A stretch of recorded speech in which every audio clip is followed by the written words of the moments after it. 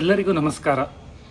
ವಿದ್ಯಾರ್ಥಿಗಳಿಗೆ ಚಟುವಟಿಕೆಗಳ ಮೂಲಕ ಅನುಭವದ ಶಿಕ್ಷಣವನ್ನು ನೀಡುವ ಉದ್ದೇಶದಿಂದ ಹೊಂಗಿರಣವು ಸದಾಕಾಲ ವೈವಿಧ್ಯಮಯವಾದ ಸಹಪಠ್ಯ ಮತ್ತು ಪಠ್ಯೇತರ ಚಟುವಟಿಕೆಗಳ ಮೂಲಕ ವಿದ್ಯಾರ್ಥಿಗಳ ಅನುಭವವನ್ನು ಗಟ್ಟಿಗೊಳಿಸುತ್ತಾ ಅವರಲ್ಲಿ ಕೌಶಲ್ಯಾಭಿವೃದ್ಧಿಯನ್ನು ಮಾಡುತ್ತಾ ಹಾಗೂ ಸರ್ವತೋಮುಖ ಬೆಳವಣಿಗೆಗೆ ಪ್ರಯತ್ನಿಸುತ್ತಾ ಬಂದಿದೆ.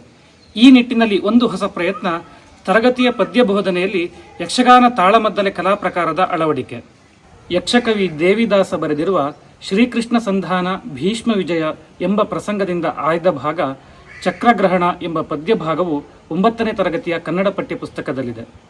ಈ ಪದ್ಯ ಭಾಗವನ್ನು ಕೇವಲ ತರಗತಿಯ ಬೋಧನೆಗೆ ಸೀಮಿತಗೊಳಿಸದೆ ಯಕ್ಷಗಾನ ತಾಳಮದ್ದಲೆ ಮೂಲಕ ಬೋಧಿಸುವ ಒಂದು ಹೊಸ ಪ್ರಯತ್ನಕ್ಕೆ ನಾವು ಕೈ ಹಾಕುತ್ತಿದ್ದೇವೆ. ಈ ಕಾರ್ಯಕ್ರಮದಲ್ಲಿ ಸಂಪನ್ಮೂಲ ವ್ಯಕ್ತಿಗಳು, ಅವಧಾನಿಗಳು ಹಾಗೂ ಯಕ್ಷಗಾನ ಭಾಗವತರಾದ ಶ್ರೀ ಪ್ರಶಾಂತ ಮಧ್ಯಸ್ಥ ಗೊರಮನೆಯವರು ಕಾರ್ಯಕ್ರಮ ಸಂಯೋಜನೆಗೆ ಸಹಕರಿಸಿ ಇದೀಗ ಭಾಗವತಿಕೆಯಲ್ಲಿ ಕಾಣಿಸಿಕೊಳ್ಳಲಿದ್ದಾರೆ. ಹವ್ಯಾಸಿ ಮದ್ದಲೆ ವಾದಕರಾದ ಶ್ರೀ ಶರತ್ ಹೆಗಡೆ ಜಾನಕೈ ಅವರು ಮದ್ದಲೆ ವಾದನದಲ್ಲಿ ನಮ್ಮೊಂದಿಗಿರಲಿದ್ದಾರೆ. ವೃತ್ತಿಯಲ್ಲಿ ಸೌಂಡ್ ಇಂಜಿನಿಯರ್ ಆಗಿರುವ ನಮ್ಮ ಶಾಲೆಯ ಹಿರಿಯ ವಿದ್ಯಾರ್ಥಿ ಶ್ರೀ ಮಿತ್ರ ಮಧ್ಯಸ್ಥ ಗೊರಮನೆ ಇವರು ಹಿಮ್ಮೇಳದಲ್ಲಿ ಚಂಡೆ ವಾದನದಲ್ಲಿಯೂ ಮುಮ್ಮೇಳದಲ್ಲಿ ಶ್ರೀಕೃಷ್ಣನ ಪಾತ್ರದಲ್ಲಿಯೂ ಕಾಣಿಸಿಕೊಳ್ಳಲಿದ್ದಾರೆ.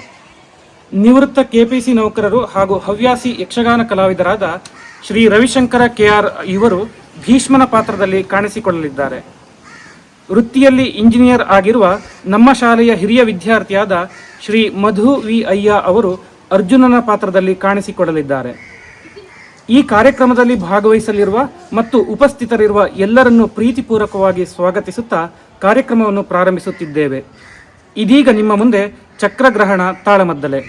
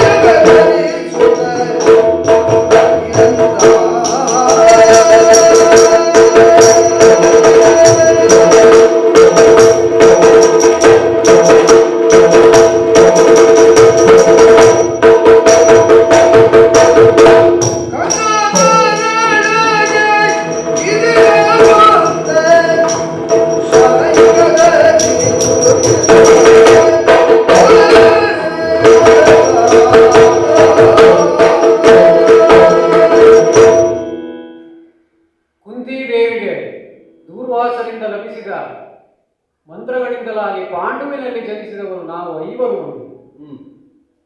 ಅದರಲ್ಲಿಯೂ ಇಂದ್ರನ ಅಂಶದಿಂದ ಜನಿಸಿದನಾದ್ದರಿಂದ ಈ ಕುರುಕ್ಷೇತ್ರ ಯುದ್ಧದಲ್ಲಿ ನನ್ನಿಂದ ಗೆಲುವು ಸಾಧ್ಯವಾಗುವುದೆಂಬ ನಂಬಿಕೆ ನಮ್ಮ ಪಾಳ್ಯದವರು. ನಮ್ಮನ್ನು ಕೈ ಹಿಡಿಸಿ ನಡೆಸಲು ಜಗನ್ನಿಯಾಮಕನಾದ ಕೃಷ್ಣನೇ ನನ್ನ ರಥದಲ್ಲಿ ಅಶ್ವಗಳ ಬಾಗೆಯನ್ನು ಹಿಡಿದು ಕುಳಿತಿದ್ದಾನೆ.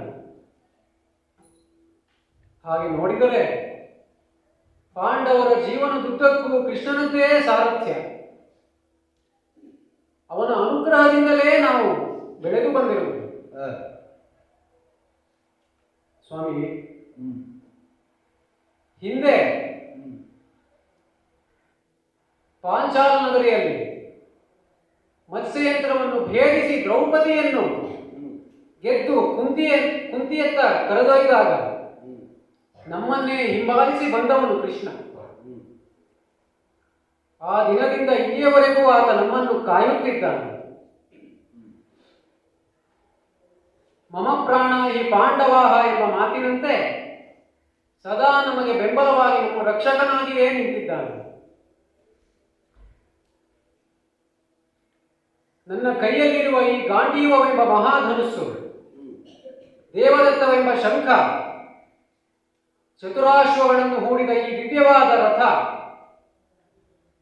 ಎಂದೂ ಅಕ್ಷಯವಾದ ತೂಣೀರ, ಹಾಗೆಯೇ ರಥಾಗ್ರದಲ್ಲಿ ವಿರಾಜಮಾನನಾಗಿರುವ ಮಾರುತಿ, ಇವೆಲ್ಲವೂ ನನಗೆ ಕೃಷ್ಣನ ಅನುಗ್ರಹದಿಂದಲೇ ದೊರೆತದ್ದು. ಸರ್ವಭಕ್ಷಕನಾದ ಅಗ್ನಿಯು ಬ್ರಾಹ್ಮಣ ವೇಷದಲ್ಲಿ ಬಂದು ನನ್ನನ್ನು ಕಾಂಡವ ವನಕ್ಕೆ ಕಾವಲಾಗಿರು ಎಂದು ಕೇಳಿಕೊಂಡಾಗ ಕೃಷ್ಣನ ಅನುಗ್ರಹ ಇಲ್ಲದೆ ನನ್ನಿಂದ ಸಾಧ್ಯವಾಗುತ್ತಿತ್ತೆ. ಕೃಷ್ಣನ ಅನುಗ್ರಹ ಹೊಂದಿದ್ದರೆ ಇಂದ್ರಾದಿ ದೇವತೆಗಳೇ ಬಂದರೂ ಯುದ್ಧದಲ್ಲಿ ಅವರನ್ನು ಜಯಿಸಬಹುದು ಎಂಬುದನ್ನು ಪ್ರಪಂಚಕ್ಕೆ ತೋರಿಸಿದ ಪ್ರಕರಣವಲ್ಲವೇ ಅದು? ಈಗ ಈ ಯುದ್ಧದಲ್ಲಿ, ಕೌರವರು ಹಾಗೂ ನಮಗೆ ನಡೆಯುತ್ತಿರುವ ಯುದ್ಧದಲ್ಲಿ ಕೃಷ್ಣನೇ ನನ್ನ ಸಾರಥಿಯಾಗಿ ಕುಳಿತಿದ್ದಾನೆ. ಕೌರವರು ಹುಟ್ಟಿನಿಂದಲೇ ಪಾಂಡವ ದ್ವೇಷಿಗಳಾಗಿಯೇ ಜನಿಸಿದವರು. ಕುಂತಿಗೆ ಪುತ್ರ ಜನನವಾಯಿತೆಂಬ ಸುದ್ದಿಯನ್ನು ಕೇಳಿ ಗಾಂಧಾರಿಯು ಅಸೂಯೆಯಿಂದ ತನ್ನ ಗರ್ಭವನ್ನು ಹೊಸೆದು ಹಾಕಿಕೊಂಡಳು. ನಂತರದಲ್ಲಿ ವ್ಯಾಸರ ಕೃಪೆಯಿಂದ ಜನಿಸಿದವರು ಕೌರವರು. ನಂತರದಲ್ಲಿ ಯುಧಿಷ್ಠಿರ, ನಮ್ಮಣ್ಣನಾದ ಯುಧಿಷ್ಠಿರ ಖಾಂಡವ ಪ್ರಸ್ಥದಲ್ಲಿ ಪಟ್ಟಾಭಿಷಿಕ್ತನಾಗಿ ರಾಜಸೂಯ ಯಾಗವನ್ನೂ ನಾವು ಮಾಡಿದೆವು. ರಾಜಸೂಯ ಯಾಗದ ಅಗ್ರಪೂಜೆಯನ್ನು ಶ್ರೀಕೃಷ್ಣನಿಗೆ ಸಲ್ಲಿಸುವ ಮೂಲಕ ಧನ್ಯತಾಭಾವವನ್ನು ಹೊಂದಿದೆವು. ಆ ನಂತರದಲ್ಲಿ ಇಂದ್ರಪ್ರಸ್ಥದ ನಮ್ಮ ವೈಭವವನ್ನು ಕಂಡು ಕರುಗಿ ಕೌರವರು ಕಪಟ ದ್ಯೂತದ ನೆಪದಲ್ಲಿ ನಮ್ಮನ್ನು ಆಹ್ವಾನಿಸಿದರು. ಕ್ಷತ್ರಿಯನಾದವನು ದ್ಯೂತಕ್ಕೆ ನಿರಾಕರಿಸಬಾರದು ಎಂಬ ಕಾರಣಕ್ಕಾಗಿ ನಮ್ಮಣ್ಣನಾದ ಯುಧಿಷ್ಠಿರ ಆಹ್ವಾನವನ್ನು ಒಪ್ಪಿಕೊಂಡು ದ್ಯೂತಕ್ಕಾಗಿ ತೆರಳಿದೆವು. ತನ್ನನ್ನು, ತನ್ನ ಸಹೋದರರನ್ನು, ಕೊನೆಗೆ ತನ್ನ ಪತ್ನಿಯನ್ನೇ ಪಣವನ್ನಾಗಿಟ್ಟು ಎಲ್ಲವನ್ನೂ ಸೋತೆವು. ದ್ರೌಪದಿಯನ್ನೇ ಅವಮಾನಿಸುವ ಪ್ರಯತ್ನವನ್ನು ತುಂಬಿದ ಸಭೆಯಲ್ಲಿಯೇ ಕೌರವರು ಮಾಡಿದರಲ್ಲ. ನಂತರ ಅನುದ್ಯೂತವನ್ನೂ ಮಾಡಿದರು. ಅದಕ್ಕೊಂದು ನಿಬಂಧನೆಯನ್ನು ಹಾಕಿದರು. ಯಾವಾತ ಪಣದಲ್ಲಿ ಸೋಲ್ತಾನೋ ಆತ 12 ವರ್ಷಗಳ ಪರ್ಯಂತ ವನವಾಸ ಹಾಗೂ 1 ವರ್ಷಗಳ ಪರ್ಯಂತ ಅಜ್ಞಾತವಾಸವನ್ನು ನೆರವೇರಿಸಬೇಕೆಂದು, ಅಜ್ಞಾತವಾಸದಲ್ಲಿ ಗುರುತು ಪತ್ತೆಯಾದರೆ ಪುನಃ 12 ವರ್ಷ ವನವಾಸ ಹಾಗೂ 1 ವರ್ಷ ಅಜ್ಞಾತವಾಸಕ್ಕಾಗಿ ತೆರಳಬೇಕೆಂದು ನಿಬಂಧನೆಯಾಯಿತು. ನಮ್ಮಣ್ಣನ ಎದುರಿನಲ್ಲಿ ದ್ಯೂತವನ್ನು ಆಡಲು ಕುಳಿತವನು ಅಕ್ಷವಿದ್ಯೆಯಲ್ಲಿ ನಿಪುಣನಾದ ಶಕುನಿ. ಅದರಲ್ಲೂ ನಮಗೆ ಬಂದಿದ್ದು ಸೋಲೆ. ದ್ಯೂತದ ಷರತ್ತಿನಂತೆ ತಾಯಿ ಕುಂತಿಯನ್ನು ವಿದುರನ ಅರಮನೆಯಲ್ಲಿ ಬಿಟ್ಟು ನಾವೈವರು ಪಾಂಚಾಲೆಯೊಂದಿಗೆ ವನವಾಸಕ್ಕೆ ತೆರಳಿದೆವು. ಅದೇ ಸಂದರ್ಭದಲ್ಲಿಯೇ ಅಲ್ಲವೇ ಕಿರಾತ ವೇಷದಲ್ಲಿ ಬಂದ ಪರಮೇಶ್ವರನ್ನೇ ಮೆಚ್ಚಿಸಿ ನಾವು ಪಾಶುಪತಾಸ್ತ್ರವನ್ನು ಪಡೆದದ್ದು. 1 ವರ್ಷಗಳ ಪರ್ಯಂತ ವಿರಾಟನ ಮತ್ಸ್ಯನಗರಿಯಲ್ಲಿ ಅಜ್ಞಾತವಾಸವನ್ನು ಪೂರೈಸಿದ್ದಾಯಿತು.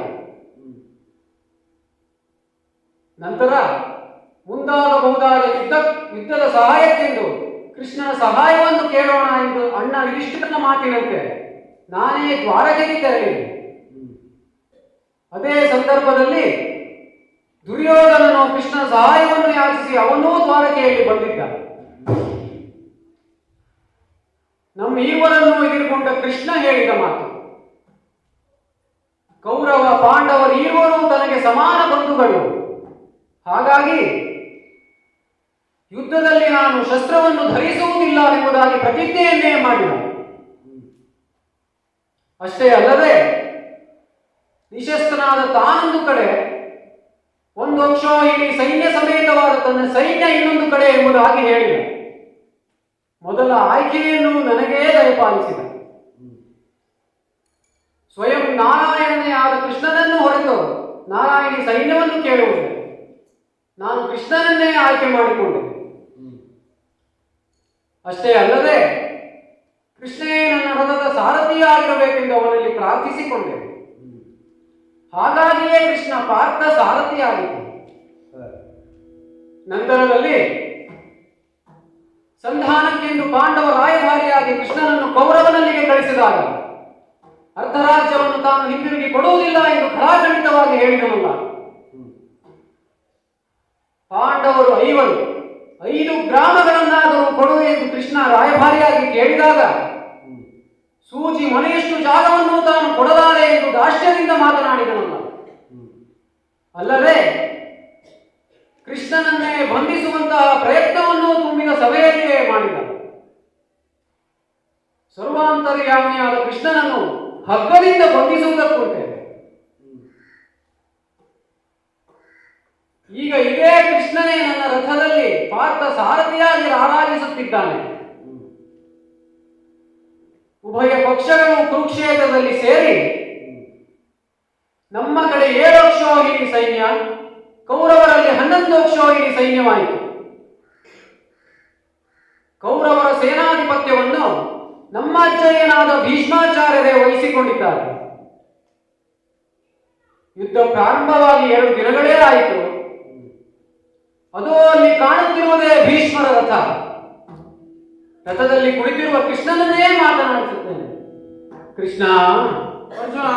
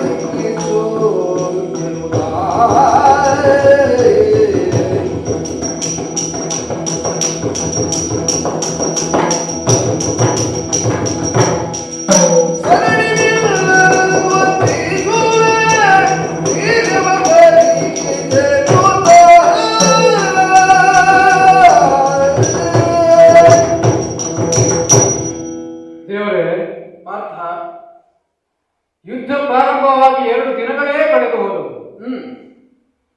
ಕೌರವರ ಪಾಳ್ಯದಲ್ಲಿ ಸೇನಾಧಿಪತಿಯಾಗಿರುವುದು ನಮ್ಮ ಅಜ್ಜಯ್ಯನಾದ ಭೀಷ್ಮಾಚಾರ್ಯರು. ಸತ್ಯ. ಪ್ರತಿಜ್ಞೆಯೊಂದನ್ನು ಮಾಡಿ ರಣರಂಗಕ್ಕೆ ಬಂದವರು. ದಿನವೊಂದಕ್ಕೆ 10,000 ಮುಕುಟವರ್ಧನದ ತಲೆಯನ್ನು ಕತ್ತರಿಸದಾಗಿ ಪ್ರತಿಜ್ಞೆಯನ್ನು ಮಾಡಿದ್ದಾರೆ. ಅದರಂತೆಯೇ ನಡೆದುಕೊಂಡಿದ್ದಾರೆ ಕೂಡ. ದೇವರೇ, 2 ದಿನಗಳೇ ಕಳೆದರು. ಭೀಷ್ಮನ ಹತ್ತಿರ ಹೋಗಲು ನನಗೆ ಸಾಧ್ಯವಾಗಲಿಲ್ಲವಲ್ಲ. ಯುದ್ಧ ರಣರಂಗದಲ್ಲಿ ಪ್ರಮುಖವಾಗಿ ಆಗಬೇಕಾದದ್ದು ಗೆಲುವು ಸೋಲಿನ ನಿರ್ಣಯ. ಕೌರವರ ಪಕ್ಷದಲ್ಲಿ ಇರುವ 100 ಮಂದಿಗಳು ಅವರೆಲ್ಲರೂ ಸತ್ತರು ಅಂತಾದ್ರೆ ಅದು ಪಾಂಡವರಿಗೆ, ಪಂಚಪಾಂಡವರಿಗೆ ಲಭಿಸಿದ ಜಯ. ನೀವಿರುವವರು 5 ಮಂದಿ, 5ರಲ್ಲಿ ಒಬ್ಬರೂ ಸಾಯದೆ ರಕ್ಷಿಸಲ್ಪಟ್ಟಿರಿ ಅಂತಾದ್ರೆ ಅದು ನಿಮಗೆ ಜಯ ಎನ್ನುವುದು ಈ 18 ದಿವಸಗಳಲ್ಲಿ ನಿರ್ಣಯವಾಗುವಂತಹ ವಿಷಯ. ಸತ್ಯ. ಇನ್ನು ಅಂತ್ಯದಲ್ಲಿ ನಿರ್ಣಯವಾಗಬೇಕಾದದ್ದು ಯಾವುದು ಅಂತ ನೋಡಿದ್ರೆ ಹಾ. ಧರ್ಮದ ಮಾರ್ಗ, ಹಾ. ಸತ್ಯನಿಷ್ಠೆ, ಇದನ್ನೆಲ್ಲ ಹೊಂದಿದವರು ಯಾವ ಮಾರ್ಗದಲ್ಲಿ ಚಲಿಸ್ತಾರೋ ಹಾ. ಅವರಿಗೆ ಗೆಲುವು ಲಭಿಸ್ತದೆ. ಹಾ. ಯಾರು ಪ್ರಪಂಚದಲ್ಲಿ ಅನ್ಯರಿಗೆ ಹಾನಿಯನ್ನು ಉಂಟು ಮಾಡದೆ ನಡೆಯುತ್ತಾರೋ ಅವರು ಅಂತ್ಯದಲ್ಲಿ ಗೆಲುವನ್ನು ಸಾಧಿಸಲಿಕ್ಕಾಗ್ತದೆ ಅನ್ನುವುದು ಈ ಯುದ್ಧದ ಪರಮೋಚ್ಚ ಗುರಿ. ದಿನ ಒಂದರಲ್ಲಿ ನೀನು ಶಸ್ತ್ರ ಸನ್ಯಾಸವನ್ನು ಗೈದದ್ದನ್ನು ಇಡೀ ಸೇನೆ ನೋಡಿದೆ. ಆ ಕಾಲಕ್ಕೆ ನಾನೇ ಹೇಳಿದ್ದು ಕರ್ಮ ಮಾರ್ಗವನ್ನು ಅಥವಾ ಧರ್ಮದ ನೆಲೆಯನ್ನು ಬಿಟ್ಟು ನಡೆಯಲಿಕ್ಕಿಲ್ಲ. ಯುದ್ಧ ನಿರ್ಣಯವಾದ ಬಳಿಕ ಎದುರಿನಲ್ಲಿರುವವರು ನಮ್ಮ ಬಂಧುಗಳೇ ಅಂತಾದರೂ ಯುದ್ಧವನ್ನು ಮಾಡುವುದು ನಮ್ಮ ಧರ್ಮ. ಆದ ನೆಲೆಯಲ್ಲಿ ಯುದ್ಧವನ್ನು ಆರಂಭಿಸಿದ್ದೇವೆ. ಇಲ್ಲಿಯವರೆಗೆ ಇದನ್ನೇ ಮಾಡಬೇಕು ಅಂತ ನಿರ್ದಿಷ್ಟವಾಗಿ ನಿರ್ದೇಶನವನ್ನು ಇತ್ತವ ನಾನಲ್ಲ. ಆದುದರಿಂದ ಇಂದು ದಿವಸ 3 ಇಂದು ನಿನ್ನಲ್ಲಿ ಹೇಗೆ ಹೇಳ್ತೇನೆ, ಹೇಗೆ ಇವತ್ತು ಯಾರಲ್ಲಿ ಯುದ್ಧ ನಡೆಸುವ? ಕೃಷ್ಣ, ಪಾರ್ಥ, ಜಾರುತ್ತಿದ್ದ ನನ್ನ ಗಾಂಡೀವವನ್ನು ಮತ್ತೆ ಹೆದರಿಸಿ ಸಿದ್ಧನಾಗಿ ನಿಂತಿದ್ದೇನೆ. ಜಯಕಾಲ ಕೇಳಿಸ್ತಾ ಉಂಟು. ತಾಳ ಧ್ವಜವನ್ನು ಹೊಂದಿದ ರಥವೇ ಭೀಷ್ಮಾಚಾರ್ಯರು. ನಿನ್ನ ಸಂಬಂಧಿ ಉಂಟು ಅಂತಾದರೆ ಅವರಲ್ಲಿಯೇ ಯುದ್ಧ ಮಾಡುವ, ಅಲ್ಲಿಯೇ ರಥವನ್ನು ನಡೆಸಿ. ಸಾಗುವಾತ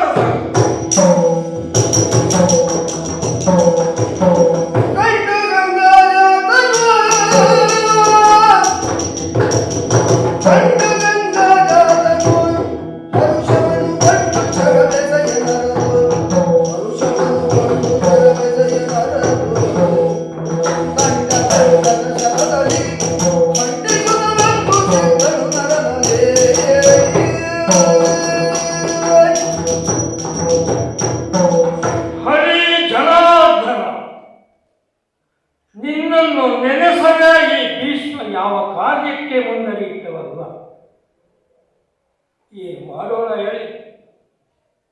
ಮಕ್ಕಳೆಲ್ಲ ನಮ್ಮ ವಂಶಕ್ಕೆ ಅಂತ ನಾವು ಭಾವಿಸಿಕೊಂಡಿದ್ದಾಗ ಮೊದಲೇ ಆಗದ ಭೀಷ್ಮನಿಗೆ 105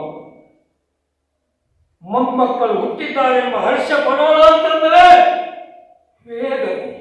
ಮಕ್ಕಳು ಹುಟ್ಟಿ ಬೆಳೆಯುತ್ತಾ ಇದ್ದ ಹಾಗೆ ವೇದನೆಯೇ ಪ್ರಾರಂಭ ಆಯಿತು. ಮಕ್ಕಳಲ್ಲಿಯೇ ಭೇದ ಉಂಟಾಗಿ ಹೋಯಿತಲ್ಲ, ಹೊಂದಾಣಿಕೆಯ ಮನೋಭಾವ ಅವರಿಗೆ ಬರುವುದು. ಅದಕ್ಕೆ ಹೇಳುವುದು ಗುರುವಿನ ಸ್ಥಾನ ಎನ್ನುವುದು ಬಹಳ ದೊಡ್ಡ.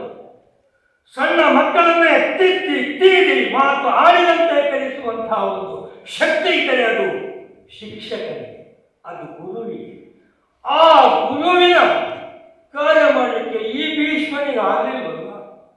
ಮಕ್ಕಳು ಕಣ್ಣೆರಳಿಗೆ ಈ ರೀತಿ ಹೊಡೆದಾಡ್ತಾ ಇದ್ರು ಇದ್ದ ತಪ್ಪಿಸಲಿಕ್ಕೆ ನನ್ನಿಂದ ಆಗಲಿಲ್ಲ ಬಿಡಿ. ಯುದ್ಧ ಕ್ಷೇತ್ರದಲ್ಲಿ ಯುದ್ಧಕ್ಕೆ ಸೇನಾಧಿಪತಿಯಾಗಿಯೇ ಸಂದರ್ಭ ಬಂದು ಒದಗಿತಲ್ಲ. ಒಂದು ಮಕ್ಕಳ ಪಕ್ಷದಲ್ಲಿ ಭೀಷ್ಮ ಹೋರಾಡುವುದು ಯಾರಲ್ಲಿ? ಮತ್ತೊಂದು ಮೊಮ್ಮಕ್ಕಳಲ್ಲಿ. 2 ದಿನ ಕಳೆಯಿತು. ಏನೋ ಉತ್ಸಾಹವೇ ಪ್ರತಿಜ್ಞೆ ಮಾಡಿದೆ. ಇದಕ್ಕೆ 10,000 ಜನರ ಮುಕುಟ ಮಕ್ಕಳ ತಲೆ ಕಡಿಯುತ್ತೇನೆ. ಕಡಿಯುತ್ತಾ ಬಂದೆ. ದೇವರಲ್ಲಿ ಬೇಡಿಕೊಳ್ಳುವುದಿಷ್ಟೇ, ನನ್ನ ಮೊಮ್ಮಕ್ಕಳು ನನಗೆ ಯುದ್ಧದಲ್ಲಿ ಎದುರಾಳಿಗಳಾಗಿ ಬರದೇ ಇರಲಿ. ಎದುರಾಳಿಯಾಗಿ ಬಂದು ನಾನು ಏನು ಗೈಯುವುದು ಎಂಬ ಪ್ರಶ್ನೆಯೇ ನನಗೆ.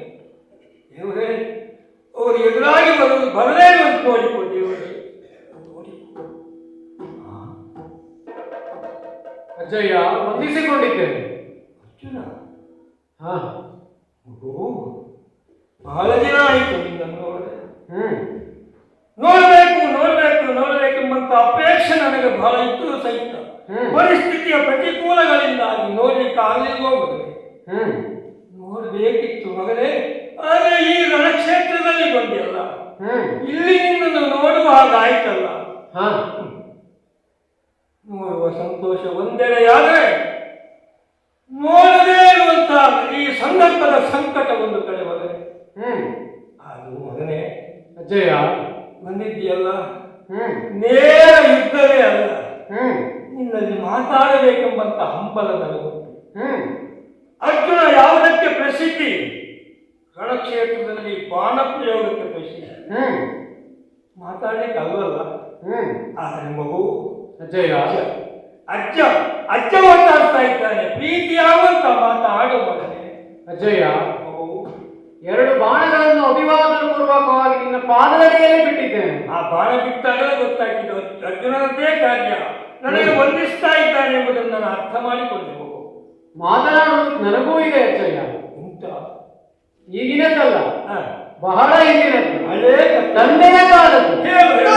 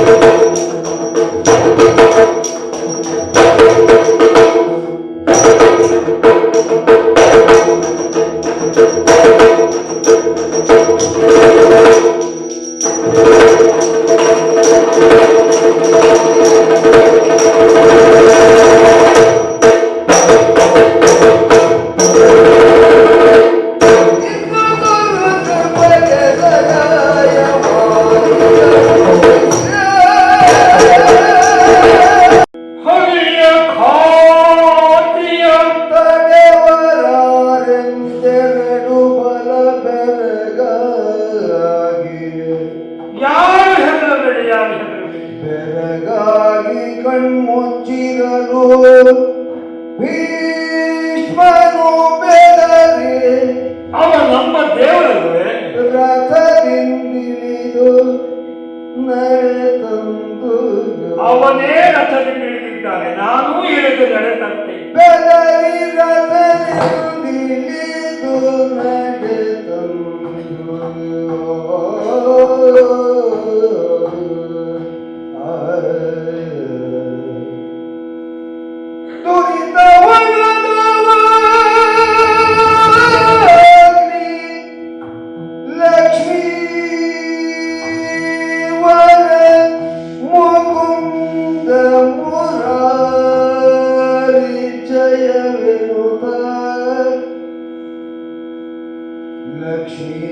ಲಕ್ಷ್ಮೀವರ ಮುಕುಂದ ಮುರಾರಿ ಜಯವೆನು ತೆರಗಿ ಮಗುಳೆತ್ತು ಅಚ್ಯುತನ ಮೃದು ಕರವ ಪಿಡಿದ ಅಚ್ಯುತನ ಮೃದು ಕರವ ಪಿಡಿದ ಲಕ್ಷ್ಮೀ ಮುಕುಂದ ಮುರಾರಿ ಜಯ ಜಯ ವೆನುತ ಮುರಾರಿ ಮುಕುಂದ ಲಕ್ಷ್ಮೀ ವರ ಮುಕುಂದ ಮುರಾರಿ ಜಯ ವೆನುತರಗಿ ಜಯ ಜಯ ಜಯ ಜಯ ಮಧುಳೆತ್ತಚ್ಯುತನ ಮೃದು ಕರವ ಪಿಡಿದಂದ ಹರಿ ಕೃಷ್ಣ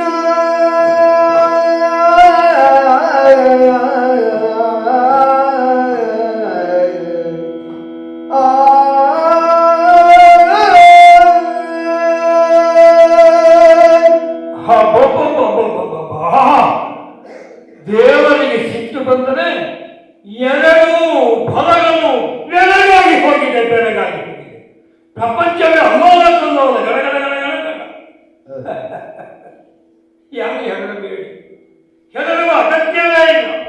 ಹಿಂದೊಂದು ಕಾಲದಲ್ಲಿ ಪ್ರಹ್ಲಾದನ ಮಾತನ್ನು ನಿಜವಾಗಿಸುವ ಉದ್ದೇಶದಿಂದ ಕಂಬದಿಂದ ಎದ್ದು ಬಂದರಂತೆ ನರಹರಿ.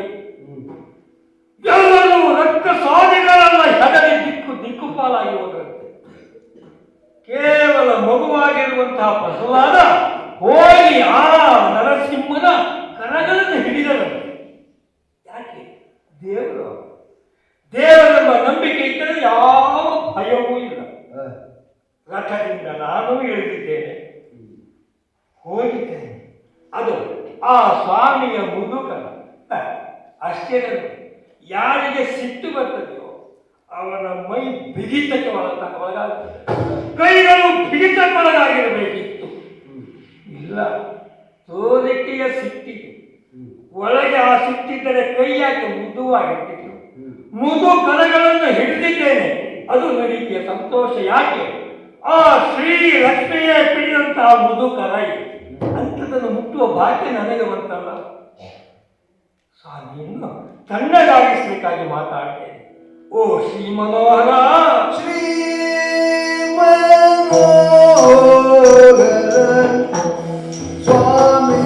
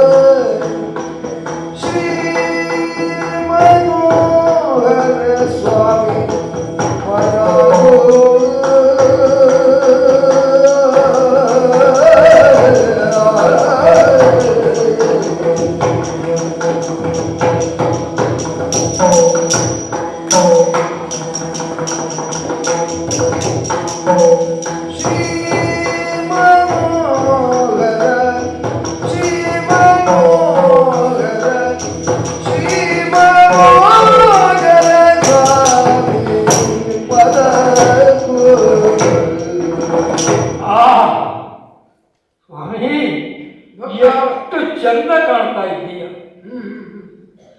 ಎಲ್ಲರೂ ಶ್ರೀ ಸಿರಿ ತನಗೆ ಬೇಕು ಬೇಕು ಅಂತ ಅಪೇಕ್ಷೆ ಪಡ್ತಾರೆ.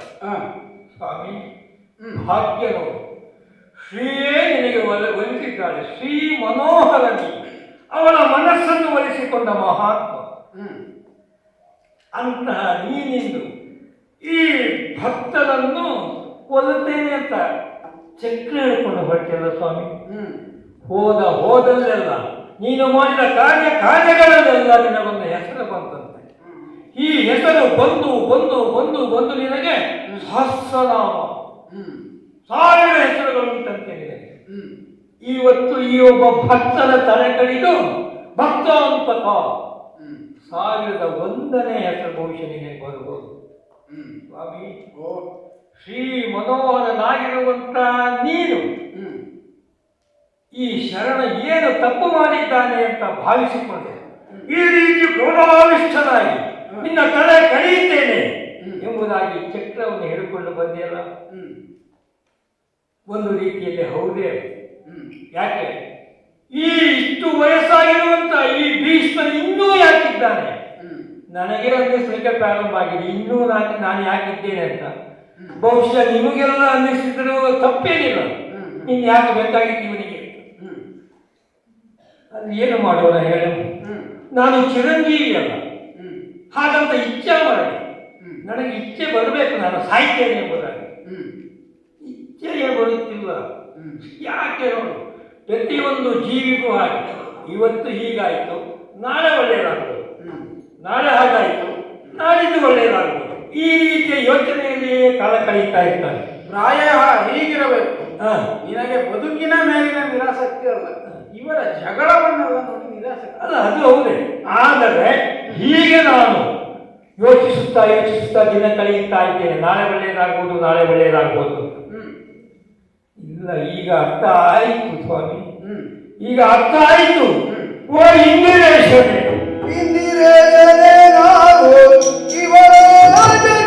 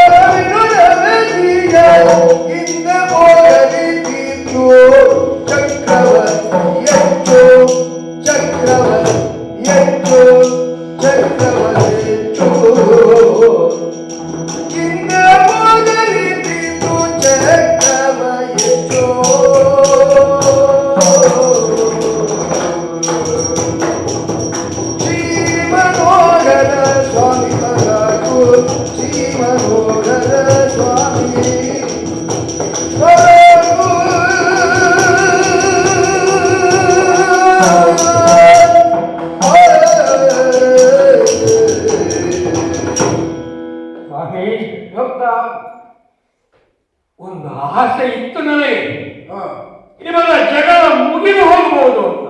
ಇಂದು ಮುಗಿಬಹುದು, ನಾಳೆ ಮುಗಿಬಹುದು ಅಂತ, ಅದರಲ್ಲಿ ಅಂದು ಮುಗಿಯಬಹುದು ಅಂತ ಇತ್ತು.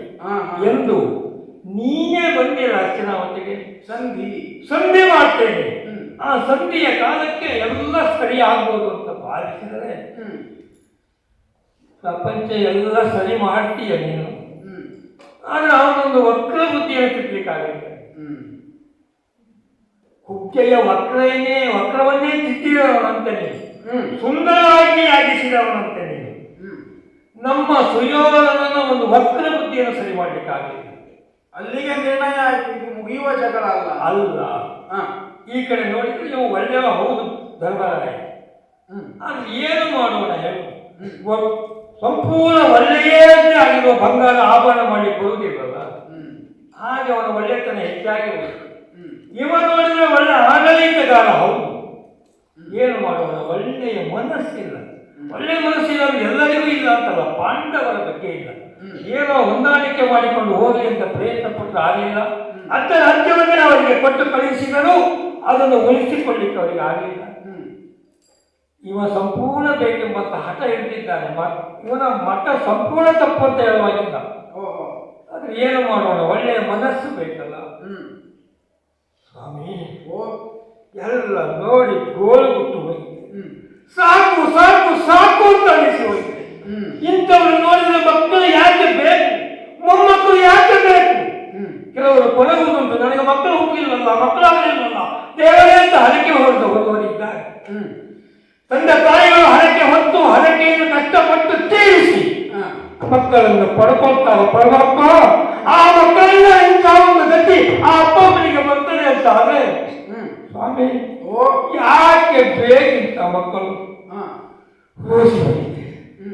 ರೋಸಿ ಹೋಗಿದ್ದೇನೆ ಅಂದ್ರೆ ಸ್ವಾಮಿ ಬದುಕು ಬೇಗವಾಗಿದೆ, ಬದುಕೇ ಬೇಗವಾಗಿ ಹೋಗಿದೆ. ಚಕ್ರ ಹಿಡಿಯಲ್ಲ ಬಹಳ ಒಳ್ಳೆಯದು. ಏನ್ ಮಾಡ್ಬೇಕು ಅಂತ ನಿನ್ನಂತವೇ ಚಕ್ರ ಹಿಡಿಯಬೇಕು. ಶಂಕರು ನಂದಕಿ ಚಕ್ರಿ ಶಾಂತಧರ್ಮ ಗದಾಧರ ರಥಾಂಗ ಪಾಡಿ ಲಕ್ಷೋಪ್ಯ ಸರ್ವ ಪ್ರಹರಣಾಯುಧ ಎಲ್ಲವೂ ಆಯುಧವಂತೆ ನಿನಗೆ, ಅದು ಇದು ಅಂತಲ್ಲ ಸ್ವಾಮಿ. ಚಕ್ರವನ್ನೇ ನಿನ್ನ ಮೇಲೆ ಬಿಟ್ಟೇನೆ ಅಂತ ಹೊರಟಿದ್ದೀಯ. ಸುದರ್ಶನ ಒಳ್ಳೆಯ ದರ್ಶನ ಮಾಡಿಸುವಂತದ್ದು ಬಿಡು ಬಿಡು ಬಿಡು. ನಿನ್ನ ಕಣ್ಣಿಂದು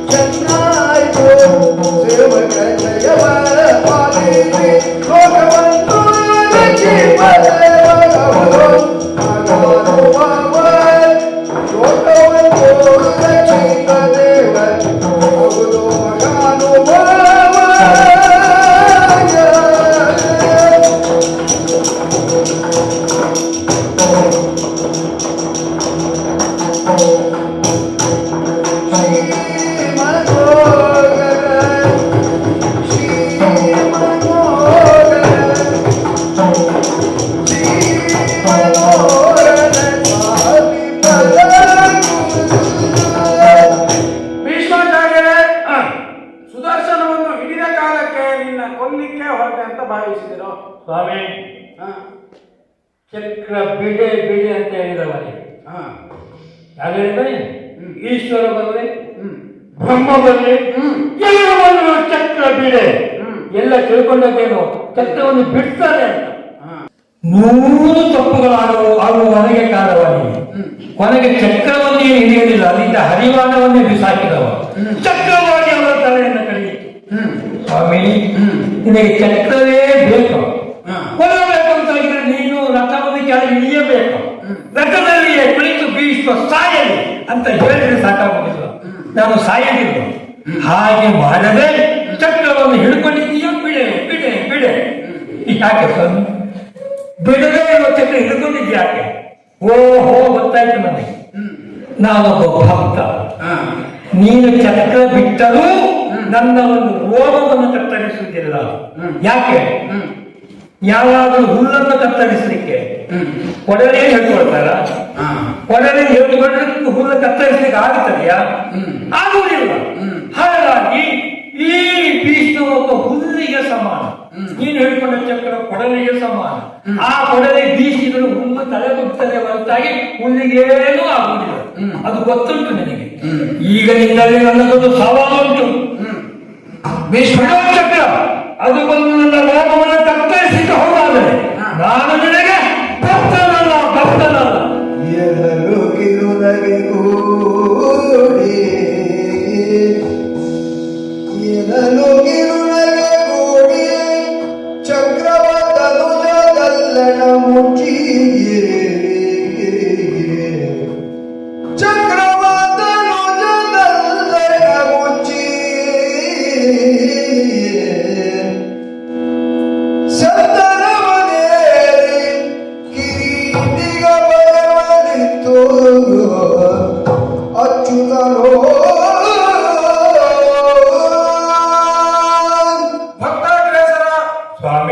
ಸುದರ್ಶನ ಚಕ್ರವನ್ನು ಬಿಡುವುದಿಲ್ಲ ಅಂತ ಮಾತ್ರಕ್ಕೆ ಬಿಡಲಿಕ್ಕೆ ಇರುವ ಚಕ್ರ ಅದು ಅಂತ ಲೆಕ್ಕ ಅಲ್ಲ. ದರ್ಶನಕ್ಕೆ ಇರುವುದು ಕೆಲವಲ್ಲ, ದರ್ಶನಕ್ಕೆ ಮಾತ್ರ. ಊರ ಕೊನೆಯವನಿಗೂ ಗೊತ್ತಿರ್ತದೆ. ಹಾ. ನೆಲದ ಮೇಲೆ ಬಿದ್ದ ತೃಣವನ್ನು ಕೊಡಲಿಯಲ್ಲಿ ತೆಗಿತೇನೆ ಅಂತ ಹೋದ್ರೆ ತೃಣ ಅಲ್ಲೇ ಅಲ್ಲೇ ಉಳಿದಿತ್ತು, ಇರ್ತದೆ. ಕಸ ಅಲ್ಲೇ ಉಳಿದಿತ್ತು, ಮತ್ತೆ ನೆಲ ಹಾಳಾಗಿತ್ತು. ಅದು- ಆದ್ದರಿಂದ ಹಾ. ಯಾರ ಮೇಲೆ ಯಾವ ಅಸ್ತ್ರಗಳು ಪ್ರಯೋಗವಾಗಬೇಕು ಆ ಕಾಲಕ್ಕೆ ಆಗಬೇಕು ಎನ್ನುವುದನ್ನ ಹಾ. ಲೋಕಮುಖಕ್ಕೆ ಈ ಮೂಲಕ ತಿಳಿಸಿದ್ದೇನೆ. ಹಾ, ಹಾ. ಮತ್ತೆ ಹಾ. ಹಿಂದಿನ ಕಾಲದಲ್ಲಿ ಹಾ. ಅಥವಾ ಸಂಧಾನದ ಮೊದಲು ಪ್ರಾರ್ಥನೆಗೆ ಸಾರಥಿಯಾಗುವ ಮೊದಲು ಹಾ ಹಾ ಆಯುಧವನ್ನು ಹಿಡಿಯುವುದಿಲ್ಲ. ಹೌದು, ದ್ವಾರಾವತಿ ಪ್ರಕರಣ. ಹಾ. ಅಲ್ಲಿ ಕೌರವ ಹೋಗಿದ್ದರಂತೆ. ಆ ನಿರ್ಣಯದ ಮೇಲೆ ಹಾ. ಯುದ್ಧಕ್ಕೆ ಸನ್ನದ್ಧನಾದವನು ನಾನು. ಕೈಯಲ್ಲಿ ಅಸ್ತ್ರವನ್ನು ಹಿಡಿಯುವುದಿಲ್ಲ, ಹಿಡಿದು ಯುದ್ಧ ಮಾಡುವುದಿಲ್ಲ. ಹೊಕ್ಕಿರಿಯಲಾರೆ ಅಂತ ಹೇಳಿದ್ದು. ಹೊಕ್ಕಿರಿಯಲಾಗದು ನನಗೆ ಅಂತ ಅವ ಕೇಳಿದ. ಹಾ. ಅದನ್ನು ಮನಗೊಂಡ ನೀನು ಹಾ. ಇನ್ನೊಂದು ಪ್ರತಿಜ್ಞೆ ಮಾಡಿದ್ದೆಲ್ಲ. ಮೊನ್ನೆ ಒಂದು ಪ್ರತಿಜ್ಞೆ ಮಾಡಿದೆ. ಹಾ. ಏನೋ ಸಿಕ್ಕಿನ ಬರದಲ್ಲಿ ಮಾಡಿದೆ. ದಿನಕ್ಕೆ 10,000 ಮುಕುಟ ಮಕ್ಕಳ ತಲೆ ಕಡಿಯುವುದು. ಯಾರು ಕೈಯಲ್ಲಿ ಶಸ್ತ್ರವನ್ನು ಹಿಡಿಯುವುದಿಲ್ಲವೋ ಅಂತ ಹೇಳಿದಂತಹ ಕೃಷ್ಣನಲ್ಲಿ ಶಸ್ತ್ರ ಹಿಡಿಸ್ತೇನೆ, ಚಕ್ರ ಹಿಡಿಸ್ತೇನೆ, ನಮ್ಮ ಯುದ್ಧವನ್ನು ಮಾಡುವುದಿಲ್ಲ ಅಂತ ತಿರುಗಿ ಕುಳಿತಂತಹ ಮಾಲಿಕೆಯ ತಲೆ ತಿರುಗಿಸ್ತೇನೆ, ಅವನನ್ನು ಒಲಿಗಿಸ್ತೇನೆ ಅಂತ ಅಲ್ವ ಭಾಷೆ ಇದ್ದದ್ದು. ಹಾಗೆ ಹೇಳಿಬಿಟ್ಟೇನೆ. ಹೇಗೆ ಹೋಯ್ತಾರೆ? ಸಿಟ್ಟಲ್ಲಿ ಹೇಳಿದ್ದಾದರೂ ಭರದಲ್ಲಿ ಹೇಳಿದ್ದಾದರೂ ಭಕ್ತ ಗ್ರೇಸನ ಮಾತನ್ನು ಮೀರಲಿಕ್ಕಿಲ್ವಲ್ಲ. ಧರ್ಮಾತ್ಮನನ್ನು ತಾನಾಡಿದ ಮಾತಿಗೆ ತಾನಾಡಿದ ವಚನಕ್ಕೆ ಬದ್ಧನಾಗಿ ನಡೆಯಬೇಕಲ್ಲ. ಅವನು ಭಕ್ತನೇ ಆಗ್ತಾನೆ, ದೊಡ್ಡದೊಂದು ಚೈತನ್ಯವನ್ನ ಸ್ವಾಮಿ ಮನೋಹರ ಅಂತ ಕರೀತಾನೆ ಅಂತ ಆದ್ರೆ ಅದಕ್ಕೆ ತಲೆ ಒಡ್ಡಬೇಕಾದದ್ದು ಈ ಕೃಷ್ಣನ ಕರ್ತವ್ಯ. ಲೋಕದಲ್ಲಿ ಯಾರು ತಮಗಿಂತ ಹೆಚ್ಚಿನ ಶಕ್ತಿಯನ್ನು ಒಪ್ಪುತ್ತಾರೋ, ಅದೇ ಪರಮಾತ್ಮ ಅಂತ ಸ್ವೀಕರಿಸ್ತಾರೋ ಅಂತವರಿಗೆ ಮಣಿತೇನೆ ಈ ಮೂಲಕ ಗೊತ್ತಾಗಬೇಕು. ಮತ್ತೆ ಸುದರ್ಶನ ಚಕ್ರವನ್ನು ಹಿಡಿಯುವುದರ ಮುಖಾಂತರ ನಿನ್ನ ಮಾತನ್ನು ಈಡೇರಿಸಬೇಕು ಎನ್ನುವ ನೆಲೆಯಲ್ಲಿ ಚಕ್ರವನ್ನು ಹಿಡಿದದ್ದು. ಸಭೆಯಲ್ಲಿ ಮಾಡಿದಂತಹ ಪ್ರತಿಜ್ಞೆ ಭಕ್ತನೊಬ್ಬ ಹೌದಾಗಿಯೋ ಅಲ್ಲವಾಗಿಯೋ ಆಡಿಬಿಟ್ಟಿದ್ದಾನೆ. ಮಾತನ್ನು ತೀರಿಸುವುದು ಮುಖ್ಯ. ಹಾಗೆ ಅದಕ್ಕಾಗಿ ನೀವು ಚಕ್ರ ಹಿಡಿದಿರ. ನನ್ನ ಮಾತನ್ನು ತೀರಿಸಲಿಕ್ಕೆ ನೀವು ಹಿಡಿದಂತಹ ಚಕ್ರ ಸುದರ್ಶನ ಆಯಿತು. ನನ್ನ ಪಾಲಿ ಮಹಾರಾನಂದ ಆಯಿತು. ನನ್ನ ಮಾತನ್ನು ನಾನು ಮರೆತು ನೀನು ಮರೆಯಲಿಲ್ವಲ್ಲ. ಯಾರು ಜೀವನ ಪರ್ಯಂತರವಾಗಿ ದೇವರನ್ನು ಸ್ಮರಿಸುತ್ತ ಕೃಷ್ಣನನ್ನೇ ಪರಮಾತ್ಮನನ್ನಾಗಿ ತನ್ನ ಅಂತರಾಳದಲ್ಲಿ ಇಟ್ಟುಕೊಂಡು ಅವನನ್ನು ನಿತ್ಯವೂ ಪೂಜಿಸ್ತಾನೆ, ಅಂಥವನಿಗೆ ಕೊನೆಯ ಕಾಲದಲ್ಲಾದರೂ ಒಂದು ಸುದರ್ಶನ ದರ್ಶನ ಇಲ್ಲಿಯವರೆಗೆ ಕಾಣದನ್ನು ತೋರಿಸಿಕೊಡ್ತಾನೆ ಎನ್ನುವುದು ಲೋಕಕ್ಕೆ ತಿಳಿಯಬೇಕು. ನಿನ್ನ ಬಾಯಿಯಲ್ಲೇ ಬಂತು ಕೊನೆಯ ಕಾಲದಲ್ಲಿ ಆದರೂ ಅಂತ. ಬಹುಶಃ ನನಗೂ ಗೊತ್ತಾಗಿದೆ ಸ್ವಾಮಿ. ನನ್ನ ಕೊನೆಯ ಕಾಲ ಈಗ ಬಂತು ಅಂತ ಗೊತ್ತಾಯಿತು. ಇನ್ನೂ ಯಾಕೆ ಮುಗಿಸ್ತಿಲ್ಲ ಅಂತ ಕೇಳುವವರೆಗೆ ನಾವು ಇರಬಾರ್ದು. ಇಷ್ಟು ಬೇಗ ಮುಗಿ ಹೋಯಿತ ಅಂತ ಆಗ್ಬೇಕು. ಆ ರೀತಿಯಲ್ಲಿ ನನ್ನ ಕೊನೆಯ ಕಾಲವನ್ನು ನಾನು ಒಪ್ಪಿಕೊಳ್ತೇನೆ. ಅದು ನೋಡಿ ಸೂರ್ಯ ಅಸ್ತಮಕ್ಕೆ ಬರ್ತಾ ಇದ್ದ ಅಂದ್ರೆ ಅರ್ಥ ಏನು? ಇವತ್ತಿನ ದಿನಕ್ಕೆ ನಾವು ಇರಿಸಿಕೊಂಡಂತ ಸಮಯದ ನಿಗದಿ ಮುಗಿದು ಹೋಯಿತು. ನಾನೇ ಆಡಿದ ಮಾತು. ಹಾಗಾಗಿ ಇಂದಿನ ಯುದ್ಧವನ್ನು ಪರಿಸಮಾಪ್ತಿ ಮಾಡಲು ನಿನ್ನ ಅಪ್ಪಣೆ ಆಗಬೇಕು. ಏನು ನಿನ್ನದಾಗಬೇಕು. ರಥಕ್ಕೆ ಹಿಂದೆರೆಯುವ ಕಾಲಕ್ಕೆ ಅರ್ಜುನ ನನ್ನ ನೆತ್ತಿಯಲ್ಲಿ ಹಸರುತ್ತಿದ್ದ ರಕ್ತವನ್ನು ಒರೆಸಿದ್ದಾನೆ. ಪಾರ್ಥನೂ ಅಷ್ಟೇ ತನ್ನ ಭಕ್ತಿಯಿಂದಲೇ ಅಥವಾ ದೇವರು ಮಾಡುವ ಕಾರ್ಯಕ್ಕೆ ನಾನೊಂದು ಪಾತ್ರಧಾರಿ ಮಾತ್ರ ಎನ್ನುವುದು ನನ್ನ ಅರ್ಜುನ ಮನಗಂಡ ಕಾರಣ ದೇವರನ್ನು ಸಾರಥಿಯಾದದ್ದು. ಅದೇ ಹೆಡೆಯಲ್ಲಿ ರಥವನ್ನು ಏರಿದ್ದೇನೆ. ಈ ಮೊದಲೇ ಆಡಿದ ವಚನದಂತೆ ಯುದ್ಧದ ನಿರ್ಣಯ ಹಿಂದೆ ಆಗ್ತದೆ, ದಿವಸ 3ರಲ್ಲೇ ಆಗ್ತದೆ ಅಂತ ಹೇಳಿದೆ. ಇಂದಲ್ಲ, ಎಂದೋ ಆಗಿದೆ. ಯಾರು ಧರ್ಮಾತ್ಮರಿರ್ತಾರೋ, ಯಾರು ದೇವರ ಭಕ್ತಿಗೆ ಒಲಿದು ಭಕ್ತನಾಗಿ ನನ್ನ ಜೀವನವನ್ನು ನಡೆಸ್ತಾನೋ ಅವನಿಗೆ ಅಂತ್ಯದಲ್ಲಿ ಗೆಲುವೇ ಸಿಗುತ್ತದೆ, ಧರ್ಮದ ಪ್ರತಿಷ್ಠಾಪನೆಯೇ ಆಗುತ್ತದೆ. ಯುಗಗಳಲ್ಲೂ ಕಾಲದ ಅಂತರದಲ್ಲೂ ಯಾವ ಕಾಲಕ್ಕೂ ಇದು ಸಿದ್ಧ, ಇದುವೇ ಬದ್ಧ, ಇದುವೇ ಎಲ್ಲರಿಗೂ ಜಯವನ್ನು ಒದಗಿಸ್ತದೆ ಎನ್ನುವುದನ್ನ ಎಂದೋ ನಿರ್ಣಯಿಸಿ ಆಗಿದೆ. ಇದೆಲ್ಲ ಲೋಕದ ಜನರಿಗೆ ಲೀಲೆಯಂತೆ ಕಾಣುವ ಆಟ ಮಾತ್ರ. ಆದುದರಿಂದ ಇನ್ನೂ ಇರುವ ಯುದ್ಧವನ್ನು ನಡೆಸಲಿಕ್ಕಿದೆ. ಮತ್ತೆ ನಡುವಿನಲ್ಲಿ ಆಗಬೇಕಾದ ನಿರ್ಣಯಗಳು, ಮುರಿಯಬೇಕಾದ ಶಪಥಗಳು ಹಲವಿವೆ. ಅದನ್ನೆಲ್ಲ ಮನಗಾಣುತ್ತಾ ಶುಭ ಪ್ರತೀಕ್ಷೆಯಲ್ಲಿ ಬಿಡಲಿ ಅಂತ ಸಾಗೋಣ.